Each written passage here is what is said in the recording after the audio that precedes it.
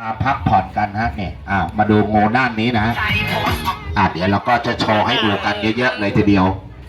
ตอนนี้หมองูก็เดี๋ยวไปจำหน้าที่ฮะเดี๋ยวเอาประเภทครับตัวที่หนึ่งตัวที่สองตัวที่สามตัวที่สี่ตัวที่ห้าเดี๋ยวโชว์กันเลยฮะระวังอย่าประมาทอุ้มมาเลยฮะลิลลี่เลอร์ฮะนี่ฮะโอ้โหนี่ประเภทใจดีประเภทสวยงามแบบไหนงูเหลือมแบบไหนงูหลามแบบไหนมีพิษมันไม่มีพิษเราศึกษาไว้เผื่อไปเจอในไร่ในนาในป่าเราจะได้รู้ฮะบางท่านไปเจอในป่าไปเจองูเหลือมบอกว่างูหลามไปเจองูหลามบอกว่างูเหลือมบางท่านไปเถียงกันจนหน้าดำหน้าแดงวันนี้ไม่ต้องไปเถียงกันนะครับเดินในมาดูใกล้ๆเดี๋ยวใครมีกล้องถ่ายรูปมีมือถือถ่ายภาพได้นะเดี๋ยวจะขอเอางูไปคล้องคอถ่ายรูปก็บอกฮะไม่ต้องเสียตังค์ครับนี่จะเอาน้องลินลี่ก็จะเอาน้องเลนเลอร์ไหนเอาน้องเลนเลอร์มาดูหน่อยลูกนี่ประเภทนี้ครับก็บอกว่าตัวเล็กกินเป็ดกินไก่ตัวใหญ่ล่อไก่กินคนโอ้โหมันกำลังจะล่อคาบแล้วน้องเลนเลอร์เดี๋ยวใครจะขอคาบงูก็บอกฮะเดี๋ยวดูงูกำลังล่อคาบเวลาล่อคาบแล้วผิวจะสวยครับลายก็จะสวยฮะในอย่างตัวนี้ก็ลอกคาบแล้วฮะน้องลินลี่น้องเลนเลอร์อันนี้งูฝาแฝดนะฮะไข่ใบเดียวออกมาถึง2ตัวเลยครับนี่นี่นะนี่โอ้ยเลี้ยงไว้อย่างดีแล้วนะเนี่ยอนุรักษ์สายพันธุ์เอาไว้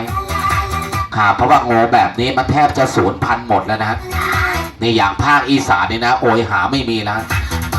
แล้วเขาก็ช่วยกันรณรงค์ฮะนี่ร่วมด้วยช่วยกันอนุรักษ์กันเอาไว้เพราะว่าทีมงานเราก็เป็นหน่วยอนุรักษ์พันธุ์งูวันนี้มีโอกาสเอางูที่เราเลี้ยงเอาไว้นี่แหละเอามาโชว์ให้ดูกันครับนี่ประเภทนี้งูเหลือมนะฮะเดี๋ยวจะให้ดูประเภทงูหลามงูเหลือมกับงูหลามลักษณะมันเหมือนกันไหมล่ะเดี๋ยวตอนนี้เอาตัวนี้ลงรังลูกเอาตัวนี้ลงรังไปปล่อยตัวนั้นเอาไว้ตอนนี้หมองูเอาประเภทงูหลามมาไอตัวไหนไม่ค่อยเลื้อยเอาลงมาเอาหัวลงรังไปปล่อยเขาเลื้อยลงรังไปเลยปล่อยเขาเลื้อยลงรังไปเอาคุมตัวนั้นไว้ลูกจับไอตัวนั้นมาไม่ต้องกลัวฮะเลื้อยไปหาใครเอามือลูบได้จับได้ฮะเอาละนี่จะเอาครับใครจะถ่ายรูปคู่กับงูเขาบอกนี่ด้านนี้งูหลามฮะเห็นไหมงูหลามงูหลามดูฮะเห็นไหมล่ะงูหลามเขาเรียกหลามลายพลงงูเหลือมเขาเรียกงูเหลือมลายมังกรอันนี้ประเภทใจดีนะฮะไม่ทำร้ายใครเดี๋ยวให้ดูประเภทดุร้ายประเภทดุร้ายศัตรูร้ายหมายเลขหนึ่งชาวไร่ชาวนาชาวสวนครับเวลาไปเดินไล่เดินนาเจอก็ให้ระวังแต่ถ้าจับเป็นได้เอามาให้ผมนะประเภทงูเห่าเห่าหม้อเห่าดงเห่าชาวบ้านนี่ซื้อฮะงูเห่าเผือกก็ซื้อนะนี่ครับแต่ต้องตาแดงลิ้นแดงนะฮะจะซื้อถ้าตาไม่แดงลิ้นไม่แดงซื้อไม่ล่ะซื้อเหมือนกันอันนี้เรียกงูเห่าชาวบ้านคล้ายๆงูเห่าเผือกตอนนี้เอาไอตัวที่กำลังจะลอกคราบเอาลงรังลงเอาลงรังไปเลยนะงูเหลือมตอนนี้เอายกรังงูเห่าเดินหน้ามาเลยเดี๋ยวปล่อยออกมาให้คนมาทีหลังได้ดูได้ศึกษากันระวังด้วยนะคุณเวลาเล่นงูเห่านั่นแหละแย่ดากมันจะสั้นล่ะเดี๋ยวมันก็เลื้อยลงรังไปเองนั่นล่ะตอนนี้เอางูเห่ามาแผ่บ้างแล้วงูเห่านี่ฮะระวังด้วยนะเล่นงูเห่าเราอย่าประมาทโบราณเขาบอกหมองูตายเพราะงูหมอผีตายเพราะผีหมอเสน่ห์ไม่หัวแตกก็หัวโนฮะเพราะฉะนั้นเล่นงูอย่าประมาทนี่ฮะโอ้ดูฮะเนี่ยตัวนี้ดำเมี่ยมเลยนี่ออกมาเลยฮะผัดแม่เบี้ย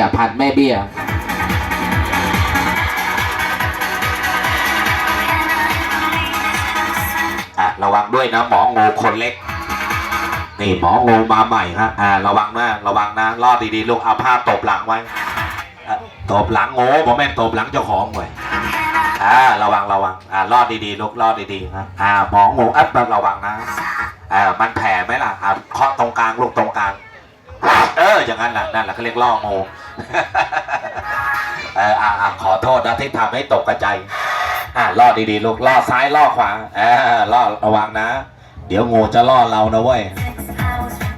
ล่อดีๆลูกหมองูใหม่ฮะกำลังหัดล่อฮะ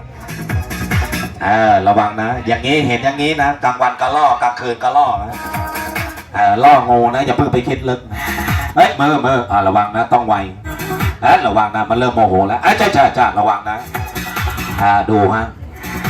ไม่ได้แต่ละตัวนี่ใส่มันก้าวเล่าครับ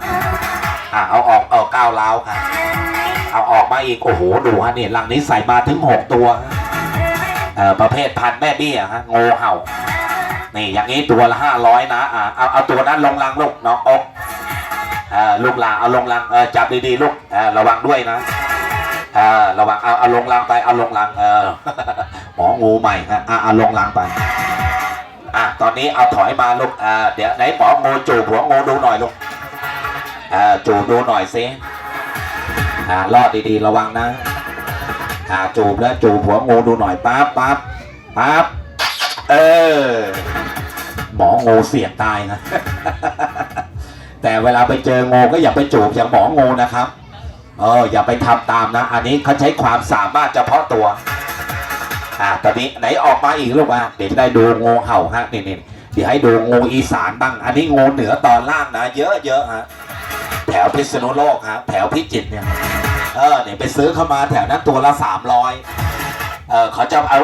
อาไปลงกระทะผัดเผ็ดไงเลยไปขอชีวิตเอาไว้ครับนี่นะ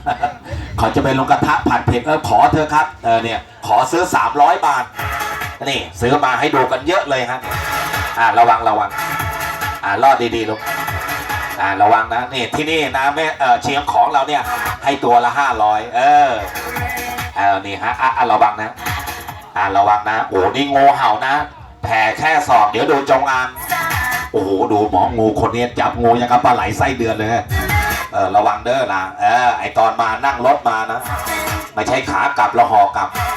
เดี๋ยวเมียที่บ้านจะเป็นไม้นะเว้ยโอ้ยหลานไม่เป็นไรลูกหลานแกกระโดดดื้อไปหน่อยฮะอย่างว่าฮะปูจับไม่ทันกระโดดมาเลยกระโดดไม่เป็นไรลูกไม่เป็นไรขวัญขวัญมาลุกมาอยู่กันเนื้อกับตัวเงียบแล้วเนี่ยฮะตอนนี้เดี๋ยวดูจงอางบ้างใครอยากจะดูจงอางมาด้านนี้โอ้ยจะมาเหมือนอย่างกับมากระทายกวัดเลยกูใครอยากจะทำบุญก็มาทางนี้กูนี่น่าดูเมื่อกูนี่จะไปเป็นมกระทายกวัดเลยกูจะไปอยู่แค่ไกลนั้นแล้วนี่ไม่ได้ครับเลิกมาแล้วมาดูจงอางแล้วพอแล้วเอางูเห่าลงรังเอาจงอางมาแผ่บ้างลูกนี่จงอางเนี่ยเหนือบ้านเราบอกงูเห่าคอคำเขมรนะแถวสุรินทร์บุรีรัมย์เขาบอกพวกเวกกระบอยนี่เขมรนะภาษาลาวก็บอกอีล่าคางเหลืองนี่ภาษาอีสานนะเรียกอีล่าคางเหลืองมันคางเหลืองจริงไหมล่ะมาดูครับมาดูนี่หัวแตกตาบักเขียบนั่นเนี่ยนี่แหละหัวนี่โอ้ยลายเข้ามันนะหัวแตกตาบักเขียบนี่บักเขียบนะครับบักเขียบภาษาไทยก็บอกว่าน้อยหนาหัวแตกตาบักเขียบนี่ครับโอ้ยลายนะโอ้ออกมาแล้วจงอางตัวแรกไม่เฉยระวังนะเว้ยโชว์เลยฮะจงอางออกแล้วครับเดี๋ยวตอนนี้ดูลิงกับงูสู้กันฮะคนนะไม่ใช่ลิงฮะระวังให้ดีนะระวังนะเว้ยระวังนะดูฮะดูหัวมันนะเห็นไหมลายนะนี่ฮะดูหัวแตกตาบักเขียบตาดูฮะตามันโปนเลยนะระวังนะไอตัวนี้กัดคนมาแล้วระวังลอดดีๆลูกลอดซ้ายลอดขวาระวังนะพอใหญ่900,000ยังหลบไม่ทันเลยนี่แหละไอตัวนี้ที่กัดคนตายมาแล้วนี่ฮะดูฮะเคยกัดคนตายมาแล้วนะเดี๋ยวตัวเนี้ยตัวนี้ตัวเล็กนะฮะตัวเล็กตัวไม่ใหญ่เดี๋ยวจะโชว์ตัวใหญ่ให้ดูเดี๋ยวดูงูใหญ่ด้วยนะงูใหญ่ตัวนี้เกือบ50 กิโลครับความยาวนี่4 เมตรเลยทีเดียว ใครอยากจะดูงูใหญ่เดี๋ยวมาดูกันเดี๋ยวดูงูใหญ่นะฮะนี่ไอตัวนี้ได้มา5 ปีแล้วทีมงานเราได้มาพ่ออุ้ยแม่อุ้ยไปโชว์ที่ไหนเนี่ยคนมาดูนะเขามักจะถูกหวยกันไงนี่งูตัวนี้เขาไปขดอยู่มาแล้วข้างโลงศพผู้หญิงตายท้องกลมเดี๋ยวโชว์ให้ดูพญานาคราชตัวใหญ่นี่พญานาคราชเอาล่ะตั้งไว้ตรงนี้แหละเดี๋ยวปล่อยคู่กับตัวนั้นตัวนี้กับตัวนั้นว่าตัวไหนมันจะใหญ่กว่ากันนี่ฮะเดี๋ยวโชว์ให้ดูกันไอ้ที่เราไม่ล่อเพราะอะไรฮะให้มันอยู่นิ่งๆนะบางทีพี่น้องอยากจะถ่ายรูปงูไงนี่ฮะไหมแต่ถ้าใครกระดุกกระดิกหน่อยมันก็จะเริ่มชูคอเห็นไหมเห็นไหมเจอผ้าไม่ได้มันเริ่มชูคอแล้วเนี่ยเวลาไปเจอในป่านะพี่สาวนะเนี่ยก็อย่าไปยืนดูอย่างนี้นะถ้าเจอในป่าก็ตัวใครตัวมันเลยครับโอ้ยจงอางนี่มันไล่ไวนะฮะเนี่ยตัวใหญ่ขนาดนี้นะพี่น้องไปเจอเนี่ยโอ้มันไล่หน้าดูแล้วยิ่งจงอางมันหวงไข่ด้วยนะถ้าไปเจอมันกำลังวางไข่เนี่ยอันตรายมากเลยฮะตอนนี้เอาเก็บลงรังไปเดี๋ยวจะเอาตัวมันเริ่มเลื้อยแล้วเริ่มอาละวาดแล้วเอาค่อยๆไปเดี๋ยวดูตัวใหญ่ตัวนี้อีกไอตัวนี้9 ศอกนะฮะแต่ไอตัวนี้ก็ประมาณ6 ศอกนะนี่ตัวนี้9 ศอกอันนี้หางจะด้วนนะเห็นไหมงูเขาเคยกัดคนตายหางมันจะด้วนไงเวลาพี่น้องไปเจออยู่ในป่าถ้าหางด้วนนะนั่นแหละงูตัวนั้นเคยกัดคนตายมาแล้วเราจะไปอยู่ใกล้นะมันอันตรายครับนี่อย่างตัวนี้ได้มาก็ดิฮะไม่เชื่องสักทีเลยมันก็ยังมีความดุร้ายอยู่นะเดี๋ยวตอนนี้ใครว่าเอางูเห่าตัวนี้มาลูกไอตัวที่กัดแม่ค้าได้มาจากวังทองเดี๋ยวยกมาตรงนี้ลูกนะหมองูออกเด็กฟังปู่ในลูกนี่ยกมาลากมาเลยลูกมาวางไว้ตรงนี้เดี๋ยวจะปล่อยโชว์ให้ดูกันแต่ตัวนี้ผมได้มาฟรีนะแต่ถ้าพี่น้องไปเจอให้จับเป็นมานะครับนี่ครับผมให้ซื้อให้ตัวละ 2,000 บาทนะนี่ครับถ้าเป็นงูเห่าเผือกนะผมซื้อตัวละเป็นหมื่นนะแต่ไอตัวนี้นี่สีขาวเห็นไหมเคยเห็นไหมล่ะ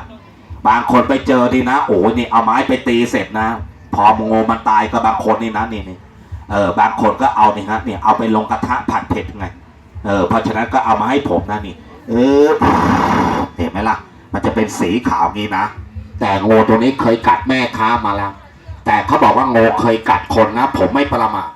และพี่น้องมาดูพี่น้องก็ไม่ต้องกลัวนะนี่เชือกผมล้อมไว้เห็นไหมล่ะงูผมไม่ออกไปนอกเชือกนะงูเขาอยู่ตรงนี้แหละแต่ถ้าเกิดงูตัวนี้นะปล่อยออกมานอนตรงนี้ถ้าเกิดมันเลื้อยออกไปนอกเชือกนะไปกัดพี่น้องนอกเชือกนะผมจะรับผิดชอบเองนะเรียกหมื่นให้หมื่นเรียกแสนให้แสนแต่ไม่ใช่ว่าปล่อยงูออกมาเสร็จ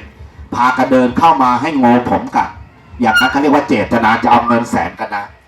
เชือกที่ผมล้อมไว้นี่กันคนเข้ามานะเดี๋ยวจะได้ดูจงอางใหญ่เดี๋ยวดูไอ้ตัวนี้ก่อน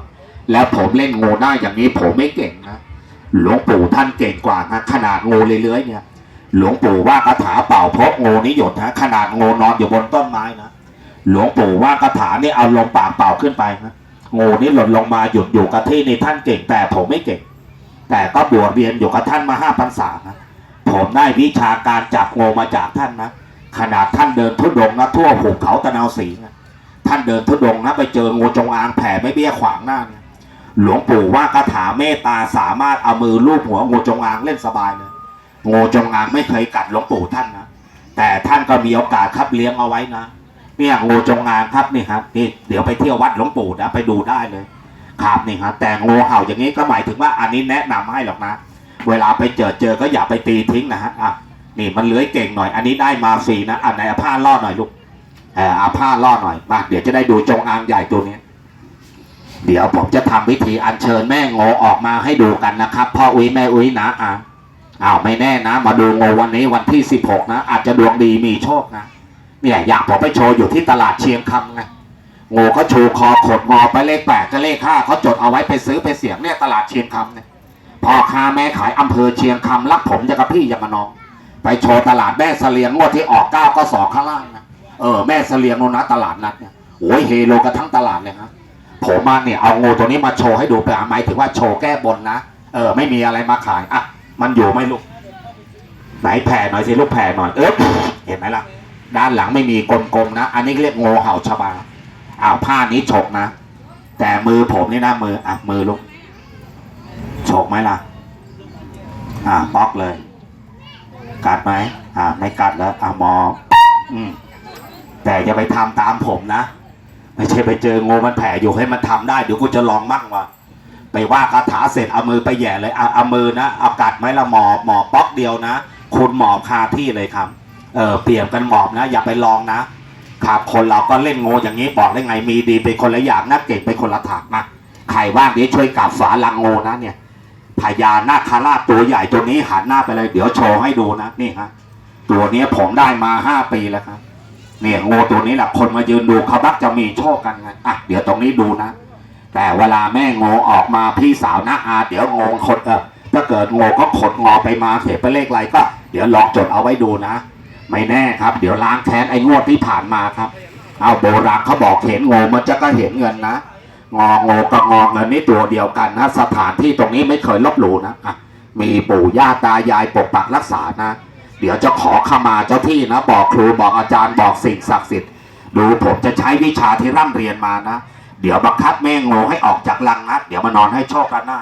ถ้างูไม่ออกจากรังอย่าให้ออกจากตรงเนี้ยถ้าผมไม่มีงูนะเนี่ยจงอางใหญ่ตัวนี้ให้ดูนะก็อย่าให้ออกจากตรงนี้นะพี่สาวนะนะผมโตแล้วนะไม่ใช่เด็กอันไหนมีผมจะพูดนะอันไหนไม่มีผมไม่พูดหรอกครับเดี๋ยวมาดูแม่งูตัวนี้ก่อนนะเดี๋ยวงูเห่าเผื่อให้น้ำมาเลยนายเอางูตัวนั้นลงก่อนลูกมันเริ่มเลื้อยละลงรางไปเดี๋ยวยกงูเห่าเผื่อมาตั้งตรงนี้ด้วยนะเดี๋ยวงูได้มาจากชายแดนอีสานใต้เดี๋ยวปล่อยโชว์ให้ดูที่หลังเดี๋ยวขอเวลาทำพิธีแป๊บเดียวนะและดูแม่งูออกมานอนด้านหน้าให้โชคกันเลยครับ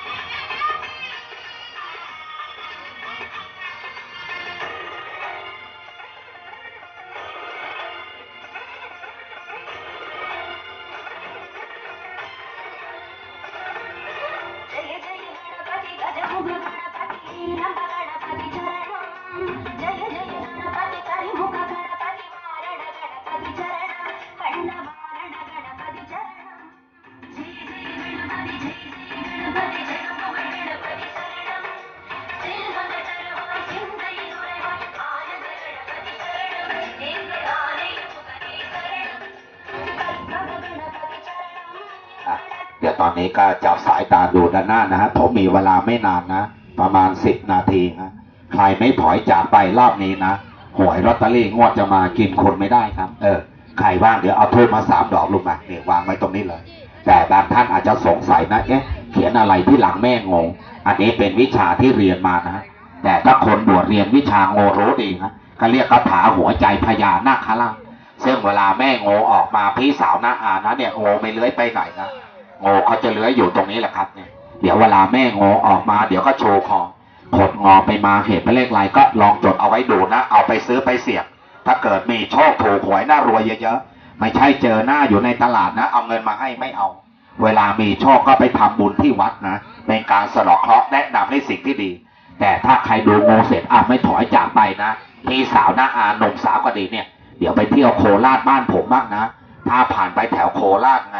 อย่าลืมแวะไปที่อำเภอโนนไทยนะเนี่ยฮะเดี๋ยวไปเที่ยววัดหลวงปู่องค์นี้นะหากท่านอยู่วัดป่าหลักร้อยนะฮะนี่ละพระครูสิริพัฒราพรใครบอกว่าดวงตกมาแล้วหลายปีมีไหมล่ะผมเปิดฝาลังให้กว้างเลยนะพี่น้องคนดูก็เปิดใจให้กว้างด้วยนะอย่าเป็นคนใจแคบเดี๋ยวดูงูออกมาให้โชคเสร็จเราก็ตีไปเลขโชคมองโลกในแง่ดีเราอย่าไปงมงายนะผมมาโชว์ตรงนี้ไม่ได้มาบังคับให้ใครมาเชื่อผมแต่ผมเอาแม่งูตัวนี้ไปโชว์ที่